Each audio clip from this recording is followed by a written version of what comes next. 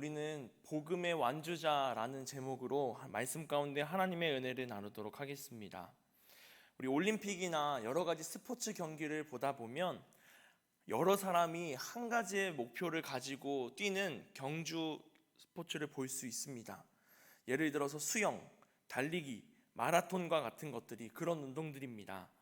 이런 경기에서 승리하기 위해선 가장 먼저 결승선을 통과해야 합니다. 1, 2, 3등이 결승선을 통과하면 그 경기의 순위가 나뉘게 됩니다. 금메달, 은메달, 동메달. 이렇게 많은 사람들은 1, 2, 3등에게 박수를 쳐줍니다.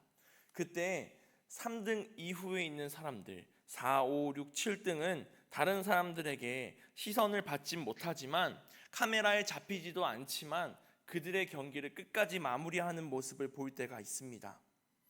누군가는 결승선을 가장 먼저 통과하기 위해서 달리지만 어느 누군가는 완주를 하기 위해서 달리는 것입니다. 2000년에 그러한 일이 있었습니다. 2000년에 시드니 올림픽에서 관중들의 기립박수를 받은 꼴찌 선수가 있었습니다. 2000년은 새로운 천년의 시대가 열렸다라고 하여 올림픽에서 국제 수영연맹을 통해 수영을 잘 하지 못하는 국가들을 초청해서 참여할 수 있는 기회를 주었습니다. 그래서 여기에는 에릭 무산바니라는 수영 선수가 등장합니다. 적도 기니라는 나라에 있는 이 선수는 수영을 전문으로 하는 사람이 아니었습니다. 전직 축구 선수였습니다. 그러나 이 올림픽에 수영 선수로 출전하기 위해서 열심히 훈련하고 2000년 시드니 올림픽에 출전하게 됩니다. 그에게 주어진 수영장은 한 호텔에 있는 10m 수영장이 전부였습니다. 그래서 새벽에는 그 호텔의 양해를 구해 10m 수영장에서 연습을 하고 낮이 되면 호텔 고객들이 수영장을 사용해야 했기에 바닷가로 나가서 어부들에게 수영을 배우면서 올림픽을 준비합니다.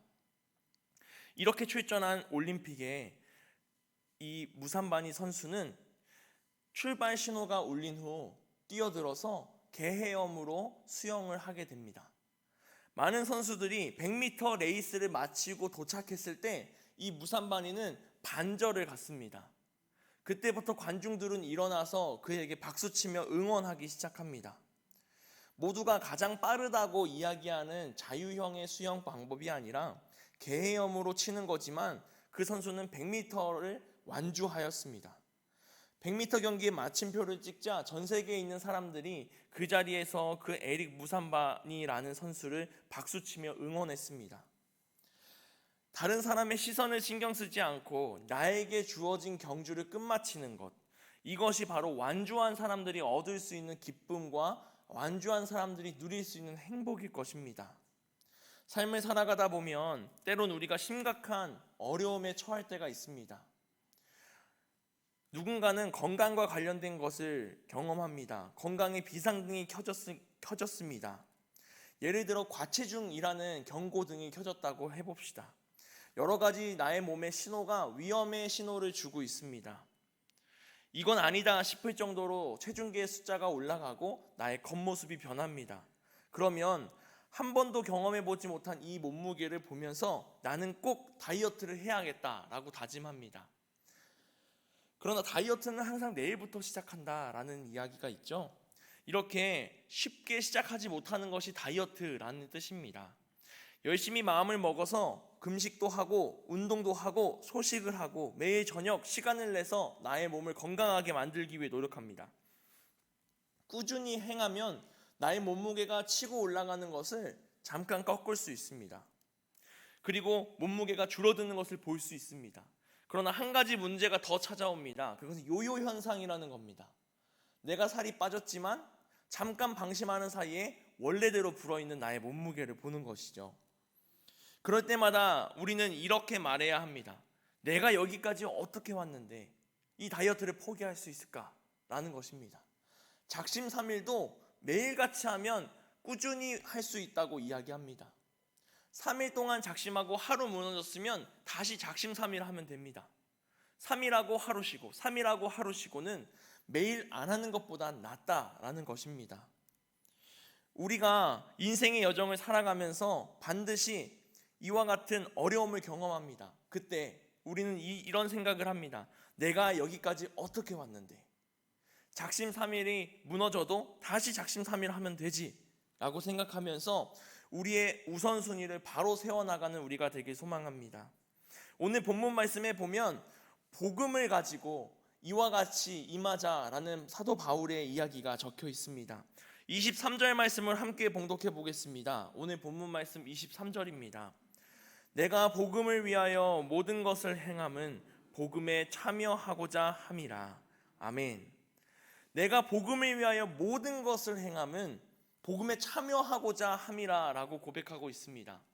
우리들은 그리스도인으로서 복음에 참여하고자 어떤 행동을 하고 있는지 나의 삶을 한번 되돌아보기 원합니다. 사도 바울은 내가 지금 복음을 위하여서 모든 것을 행하고 있다라고 이야기합니다. 사도 바울은 자신의 모든 삶을 예수 그리스도의 복음을 전하는데 다 쓰고 있었습니다. 그럼 우리는 어떻게 쓰고 있습니까? 복음에 참여해야 하는 우리들이 다른 것과 타협하여 다른 것으로 말미암아 복음이 밀려나진 않았는지, 나의 삶의 우선순위가 복음이 되지 못하고 그냥 나의 물질적인 관심이 되진 않았는지 한번 생각해 보려고 합니다. 우리가 복음의 역사에 동참하지 못하게 하는 것들이 우리의 삶에 너무나도 많이 있습니다. 우리를 복음에 참여하지 못하게 방해하는 것은 버젓이 내가 눈을 뜨고 있는데 나를 방해할 때도 있고, 내가 정신 차리지 못한 사이 나를 공격해 올 때도 있습니다. 너무나도 자연스럽게 나의 삶에 스며들어서 내가 복음에 참여하지 못하게, 하나님의 말씀을 듣지 못하게, 예수 그리스도의 사랑을 전하지 못하게 할 때가 있습니다. 그러므로 우리는 언제나 위기의식을 가지고 살아가야 합니다. 누가복음 13장 7절 말씀에 이렇게 기록하고 있습니다. 포도원 지기에게 이르되 내가 3년을 와서 이 무화과 나무에게 열매를 구하되 얻지 못하니 찍어버리라. 어찌 땅만 버리게 하겠느냐라고 기록하고 있습니다. 3년이 지나도 열매를 맺지 못하는 무화과 나무를 찍어버려라. 땅을 왜 버리고 있느냐라고 말씀하십니다. 우리는 이 말씀을 보면서 참 무화과 나무 능력이 없구나, 자기 할 일 제대로 못하네 라고 생각할 수 있습니다. 그러나 그 무화과 나무, 찍어버려지는 무화과 나무가 내가 될 수 있다는 생각을 항상 가지고 있으셔야 합니다. 내가 복음으로 참여하지 못하고 나의 삶을 예수 그리스도의 복음을 전하는데 사용하지 못할 때 나에게는 성령의 열매가 맺히지 못합니다. 그러면 찍어져 버리는 것입니다. 이 땅에 존재할 필요가 없이 땅만 버리는 존재가 되는 것입니다. 우리가 남만 그렇게 생각하고 남을 비난하고 남을 평가할 것이 아니라 내가 그 무화과 나무가 되지 않도록, 내가 그 무화과 나무가 돼선 안 된다는 그 영혼의 떨림을 가지고 내 마음 가운데 위기의식을 가지고 항상 복음을 전하는데, 복음에 참여하는데 힘쓰는 우리들이 되길 소망합니다. 복음을 세상에 전하는 발걸음을 멈추지 말고 끝까지 달려가야 합니다. 우리 물 위에 떠 있는 하얀 백조를 보면 항상 이야기합니다. 물 위는 우아해 보여도 물 밑은 아주 바쁘게 다리가 수영하고 있다라고 이야기합니다. 이처럼 우리는 아주 바쁘게 나의 발걸음을 움직여서 복음을 전하는 사랑의 전도자, 복음의 전도자가 되어야 할 줄 믿습니다. 하나님은 이스라엘 백성들을 이끄는 지도자를 세우십니다. 첫 번째는 모세였습니다. 모세를 통해 이스라엘 백성들을 출애굽시키죠. 그리고 하나님이 보여주시는 가나안 땅으로 가라고 말씀하십니다. 그 길을 가는 중에 모세는 죽고 이제 다음 지도자 여호수아를 세우게 됩니다. 이때 하나님께서 여호수아에게 말씀하십니다. 우리 여호수아 1장 7절에서 8절 말씀을 다 함께 읽어보도록 하겠습니다. 시작. 오직 강하고 극히 담대하여 나의 종 모세가 내게 명령한 그 율법을 다 지켜 행하고 우로나 좌로나 치우치지 말라. 그리하면 어디로 가든지 형통하리니 이 율법책을 내 입에서 떠나지 말게 하며 주야로 그것을 묵상하여 그 안에 기록된 대로 다 지켜 행하라. 그리하면 내 길이 평탄하게 될 것이며 내가 형통하리라. 아멘. 여호와 하나님은 앞으로 이스라엘 백성들을 이끌어야 할 여호수아에게 이와 같이 말씀하셨습니다. 나의 종 모세가 너에게 명령한 그 율법대로 나 하나님이 너에게 준 그 말씀대로 행하라. 그리고 우로나 좌로나 치우치지 말라라고 말씀하십니다. 우리 경마장에서 말들을 달리게 하는 모습을 보면 말들 옆에 검은 색깔로 이렇게 씌울 때가 있는 모습을 봅니다. 옆을 보지 말고 앞만 보고 달리라는 것입니다. 하나님께서도 우리에게 말씀하십니다. 내 말 좀 듣고 왼쪽도 오른쪽도 치우치지 말고 앞만 보고 가라. 그러면 너가 어디로 가든지 형통할 것이다 라고 말씀하십니다. 이 말씀을 믿으면서 형통한 삶을 살아가는 우리가 되길 소망합니다.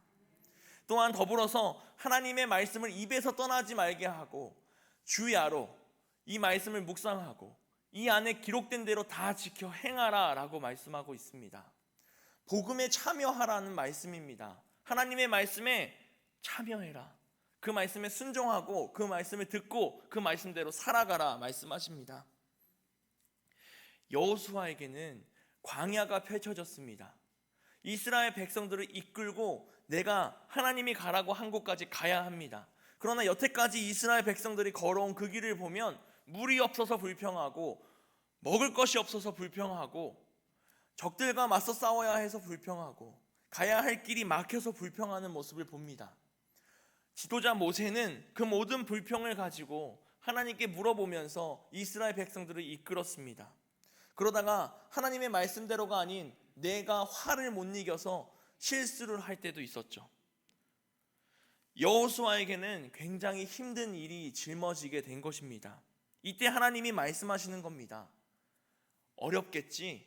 그때 좌우로 치우치지 말고 내가 하라는 대로만 해.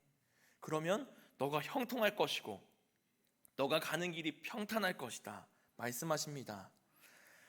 우리도 삶을 살아가다 보면 이 믿음의 경주 안에서 좌우로 치우칠 때가 있습니다. 잠깐 한눈 팔 때가 있습니다. 흔들립니다. 무너집니다. 돌뿌리에 걸려서 넘어질 때도 있습니다. 때로는 내 발에 내가 걸려서 넘어집니다. 이럴 때 우리는 믿음의 자녀들로서 그리스도인으로서 다시 일어나서 다른 곳을 바라보지 않고 오직 주님만 바라보고 나아가는 주님의 자녀들 되길 소망합니다. 세상의 유혹 가운데 묵묵히 그 자리에 서서 하나님과 함께 경주에 임한다면 우리는 믿음의 경주를 완주하는 완주자가 될 줄로 믿습니다. 좌우로 치우침이 없어야 한다는 하나님의 말씀을 여호수아와 같이 우리 마음에 새기고 나아가는 주님의 자녀들 되어야 할 줄 믿습니다.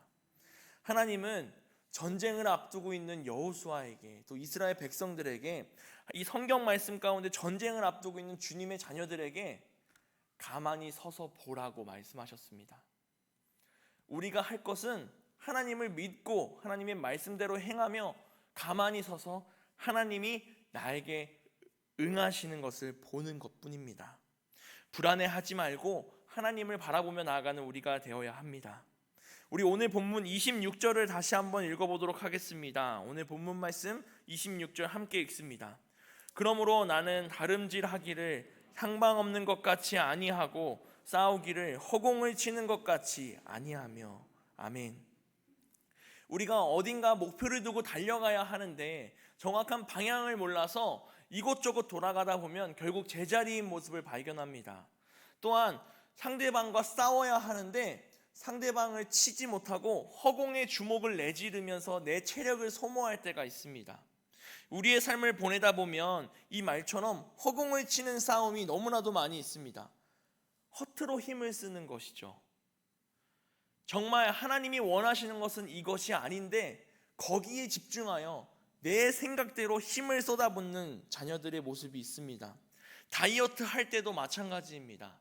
아무리 열심히 운동을 하면 뭐합니까? 집에 와서 밀가루 먹고 단 거 먹고 전혀 도움이 되지 않는 헛힘을 쓰고 있는 것입니다. 여기까지 어떻게 왔는데 우리가 믿음의 경주를 열심히 달려서 지금 이 자리까지 코로나라는 어려움을 이겨내고 삶의 모든 어려움을 이겨내고 믿음을 지키기 위해 여기까지 왔는데 내가 다른 데 힘을 쓰고 다른 우선순위를 세워서 그 힘든 고비를 스스로 맞이하고 있진 않은지, 우리는 몸부림을 치면서 위기의식을 느끼면서 오직 하나님과 함께 한 곳을 바라보기를 다짐하는 자녀들이 되어야 할 줄 믿습니다. 힘든 고비를 넘어가게 하는 것이 바로 복음의 힘입니다. 24절 말씀에 이렇게 기록합니다. 운동장에서 다름질하는 자들이 다 달릴지라도 오직 상을 받는 사람은 한 사람인 줄을 너희가 알지 못하느냐?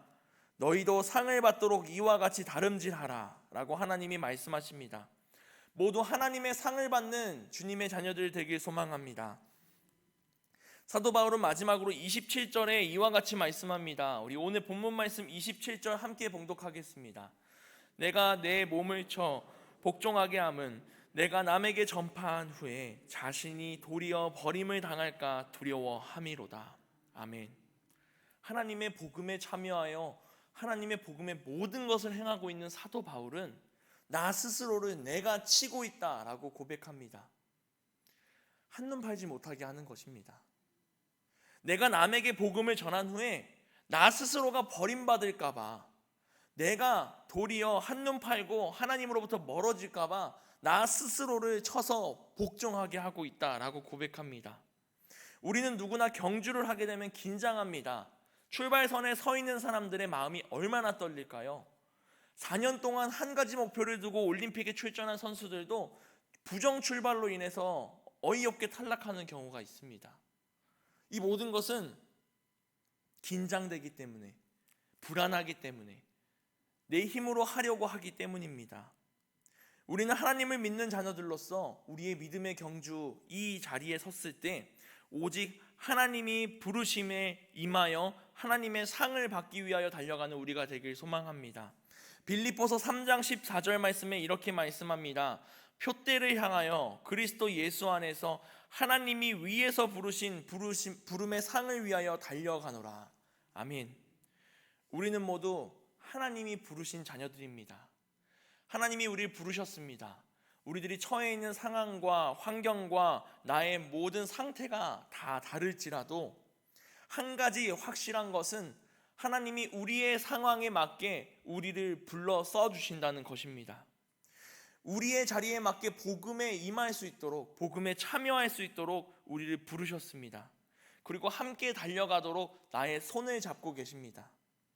베드로전서 2장 9절 말씀에 그러나 너희는 택하신 족속이요 왕같은 제사장들이요 거룩한 나라요 그의 소유가 된 백성이니 이는 너희를 두려워 어두운 데서 불러내어 그의 기이한 빛에 들어가게 하시니에 아름다운 덕을 선포하게 하려 하심이라. 아멘. 우리는 하나님이 택하신 족속이고 왕같은 제사장들이고 거룩한 나라, 주님의 자녀들입니다. 우리에게 주신 예수 그리스도를 통하여서 우리에게 주신 그 기쁜 소식, 복음의 소식을 이제 나만 갖고 있는 것이 아니라 주님께 택함 받았사오니 나에게 맡겨진 경주를 완주하여 그 결승선에서 이 복음을 세상 가운데 전하는 주님의 자녀들 되어야 할 줄 믿습니다. 이 달리기를 하면서 나를 견제하고 나를 방해하고 나에게 흔들림을 주는 많은 유혹들이 있습니다. 그럼에도 불구하고 나는 그리스도인이라고, 나는 예수 그리스도가 우리를 위해서 이 땅에 오셨고 우리의 죄를 용서하시기 위해서 십자가에 달려 죽으시고 사흘 만에 부활하셔서 하나님 곁으로 올라가셨다고 당당히 고백하며 복음을 전하는 우리가 되길 소망합니다.